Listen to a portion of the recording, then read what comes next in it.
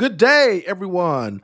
Praise the Lord. It's your boy, Pastor Allen Duncan, senior pastor of the City of Hope Community Church in Indianapolis, Indiana. So glad, so happy, so excited to be able to come to you today with another episode of Wrong One. Look at that. Players mess up too. Bam! Surviving. But my technical people, they hitting the wrong buttons. Surviving the holidays. Look, surviving the holidays. Ain't that it? It's the last one, y'all. Look, first and foremost, before we even go any further, this is our last one. We've been together 21 days, 20 something days. How has this been a blessing to y'all or impacted y'all? Y'all know the crew. I introduce them all the time. Y'all know them by now. Just let me ask y'all, how has this affected you, impacted you, this Surviving the Holiday series? Y'all just jump in and talk to me one time for the one time. I would say that I have I have learned more about myself, learned some things that I can share with people as I navigate the grief coaching process. Learned more about grief, you know what I mean? Just different aspects. Learned that PIG means something different now. That's right. That's it. And it's just been a really good experience to hear about grief from different perspectives, because that's what keeps the world moving. You know what I mean? Different perspectives, different ways, different ideas. And I've been really glad to be a part of this panel. Yeah.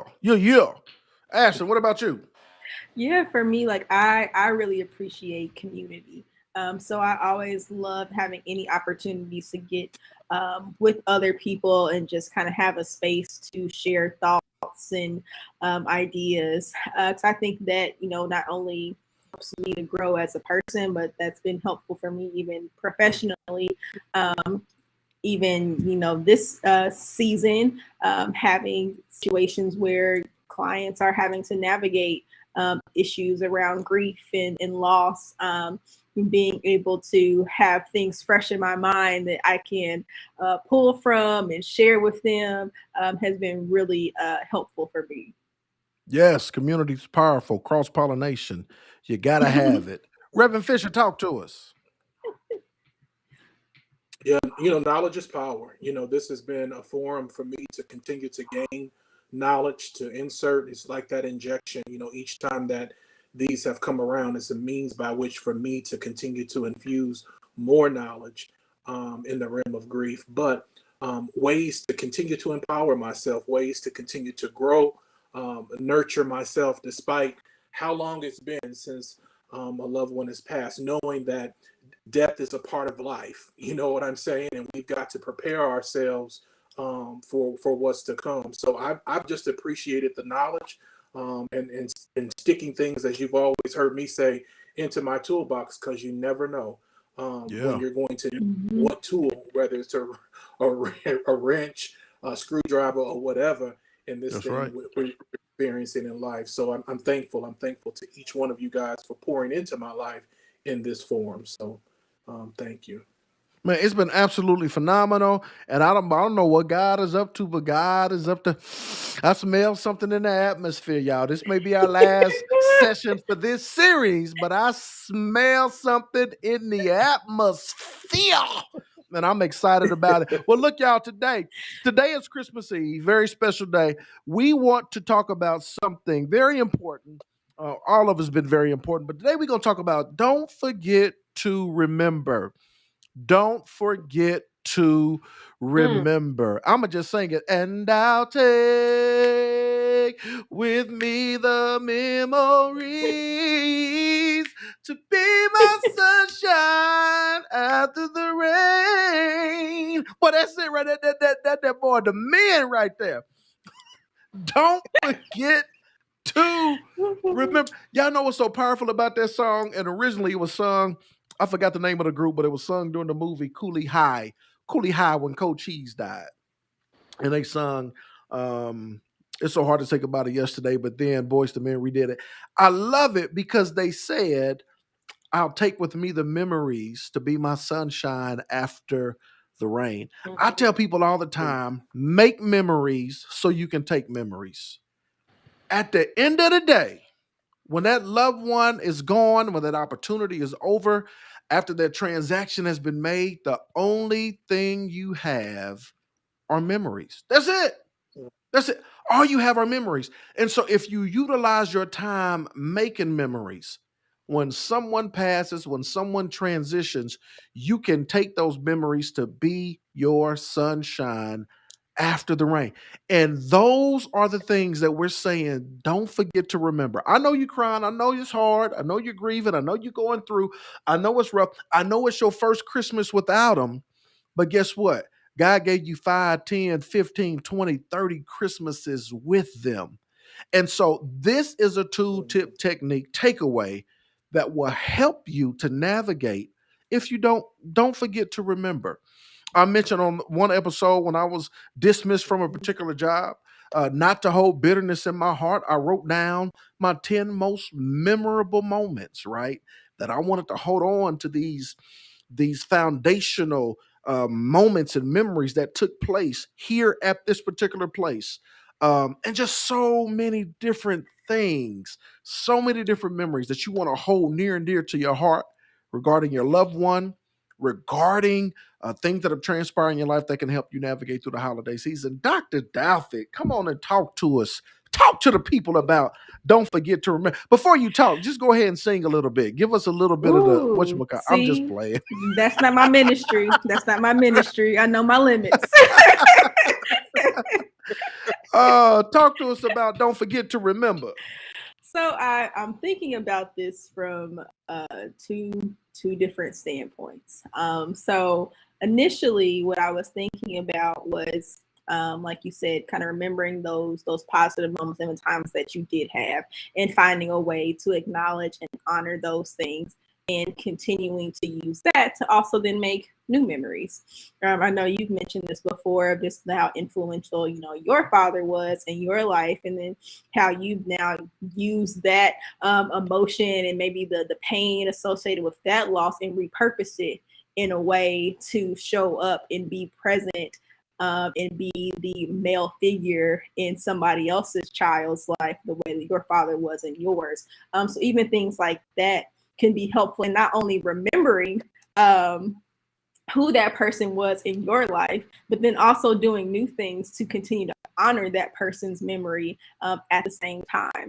Now, the other thing that I was kind of thinking about was, there is likely, individuals now that are maybe struggling with the fact that maybe there weren't a lot of positive things to remember.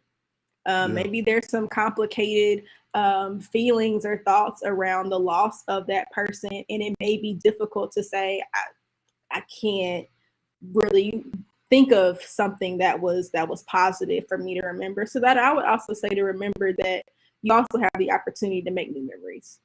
And that while that person maybe wasn't able to provide what you needed, or you weren't able to address certain things with this individual and before they passed, there is still opportunity to be able to grow and move forward, and have new memories and positive things happening. So maybe you do not have a relationship with your sibling that you wanted, but there may be other people in your life that have that type of relationship with you, even though they may not be blood related to you, that you can still have ways of creating that dynamic for yourself, even if the person that you were supposed to have it with, you weren't able to. I think that's powerful. I often say you can't do anything about the time or the opportunities you've lost, but what are you going to do with the time and the opportunities you have left? And Mm-hmm. so that is a very good point. And this is why I love the forum and the cross pollination and different perspectives, because everybody brings something different to the conversation. I wouldn't even thought of that. And so that is absolutely powerful. And for those of y'all, the memories is slim picking. Hey, you still got an opportunity to do something with the time and the opportunities that you have left. Ray, talk to us. Talk to us about don't forget to remember. So here I go with movies again. What came up for me for this one is when Mufasa told Simba to remember, right? Like Mufasa or Simba was like in the field, you know what I mean? He's by himself, and all of a sudden you hear James Earl Jones's voice saying, "Remember." You know, I don't have bass like that, but y'all know what I mean. And so even in that, he Simba was in a trying time, right? Like he was in this time of transition. What am I? My father is gone. My uncle has made me believe that I'm the one that did this, right? The kingdom is messed up. Like, what is it that I'm supposed to do? I'm trying to figure out who I am in the midst of all of this. And even in all of that, we can find ourselves in that space. Who am I now that this has happened? Now that this person is gone? You know what I mean?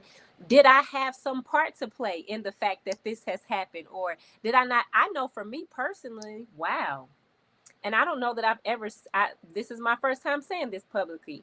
Um, for whatever reason, I did not feel like I prayed hard enough for my mother. Mm.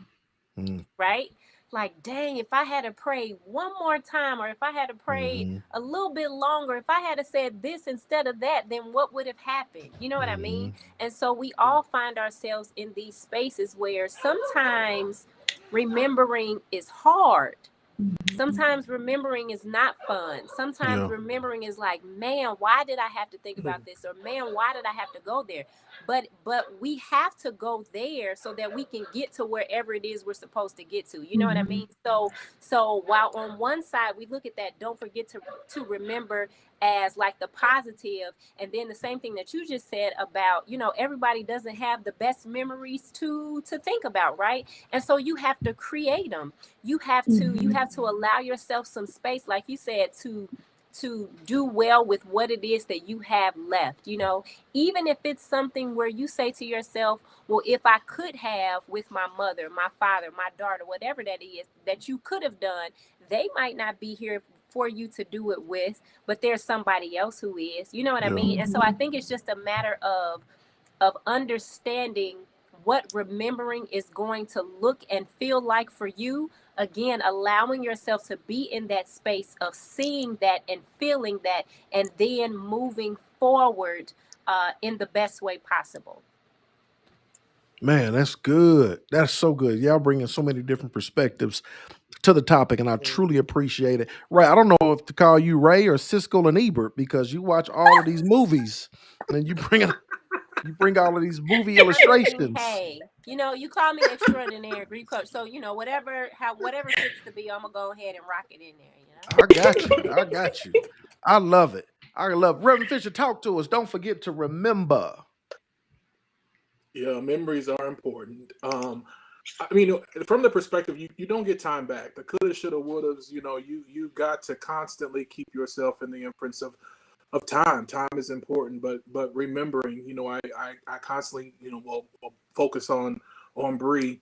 A timeline for me. She only, lived until she was 10, and so a timeline was important for me, to remember from what was important in her life, from the point of just being birthed all the way up until that point. The goods, the bads, the indifference, because those memories for me, were milestones, and they helped, even now, to grieving despite what she encountered. I looked at the positives, up at the top in the timeline, and the negatives at the bottom, but the life that she still lived despite of, was just very helpful. Ray mentioned something that triggered me. It was amazing in the building of her timeline, which I had to go to often as far as in my grieving. Um, what I remembered, and then sometimes me having to tap my wife because some stuff I just shut out because it was Mhm. so heavy for Yeah. me. Um, but at the end of the day, how important and instrumental it was for me to plug it into that timeline because it helped to fulfill overall for me who she was and what she meant to me. Leaving anything out of that timeline that was instrumental just with what happened in the course of her 10 years, would not have fulfilled, the true, person of who she was. So I had to get it all. And so, despite me having left it out and my wife being able to help me plug it in, it was great. But make memories. I mean, it's critical to do that. And then again, I think it's already been said. Something that you might consider a memory may not be that of a memory for someone else in the family, but that doesn't discredit your memory. Hold on, to the memory because that's all you have.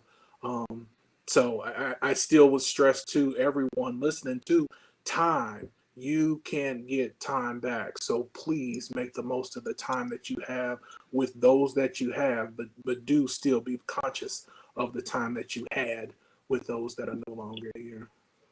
Absolutely. Yeah. Moving forward, shift your mindset and be intentional with your time. Be in with your time, with your relationships, with your friendships, your connections. Be intentional. Look, y'all, we hope you've been blessed. This is our last one. I just want to do something real quick. I just want to go around and just have everybody just give just one last thought. It could be anything. One last word, one last thought, one last tool, one last tip, one last takeaway. It could be a reiteration of what you already said. Just whatever God drops on your heart. We'll just go around and y'all just drop it like it's hot real quick. And anything y'all want to say to the people. I want to thank y'all publicly. I want to thank y'all publicly for just being a part of this forum. Like I said, it's something special. God is up to something. So I appreciate y'all. We have helped people to heal. We have helped people to navigate through this holiday season. And I could not have done it without y'all. So I'm grateful for y'all. But just that one last thing. What you got? Dr. Doubted, one last thing. What you got? hmm. I'm gonna go with your healing is for you. Your process is going to look different, and you don't need anybody's approval to start that process or to start that healing journey for yourself. So you are the only one that's going to be responsible for your healing. Do not place your healing in somebody else's hands and expect things to change. I love it. Ray, grief coach extraordinaire. What you got?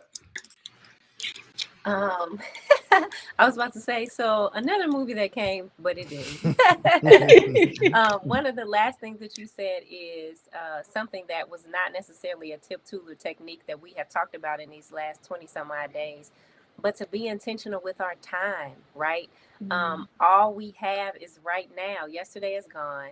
And while we would love to be a part of tomorrow, we still don't know what it's going to bring when it gets here. Especially us. We don't know if tomorrow is going to bring us with it. You know what I mean? And so we have to be intentional with our time. And again, a lot of times we want to look at that on the quote unquote positive side of things, like be intentional with your time. Make sure you spend time doing this and make sure you write the book and start the business. But you also have to be intentional with you, right? You have to be intentional with yourself. You have to be intentional with acknowledging your feelings, whatever they are, whether it's that you are hurting or that you are happy. You have to be intentional with what that loss now looks like for you. Even if you can't see it clearly, even if it's hazy, like what is that looking like for you, so that you can know how you will be able to move forward. You know, you have to be intentional with recognizing and I guess it would just be intentionality, period. You have to be intentional with recognizing what it is you can do on your own on this journey and when it is you need to ask somebody for help. There is nothing wrong with asking for help. There is nothing wrong with asking for help. There is nothing wrong with asking for help, whether that is from a friend or from a professional or for both, right? Like you're not going to be able to get through it alone. And so be intentional with where you are so that you can get to where you need to be. I love it. Reverend Fisher, I last just want to, words. yeah, just tell people be real with yourself. You know, in this time, in this season, be real. You know you. I think oftentimes in this season, this holiday season, people try to put so many different shades up, you know, and pull on different pieces of themselves to not be real. Be you.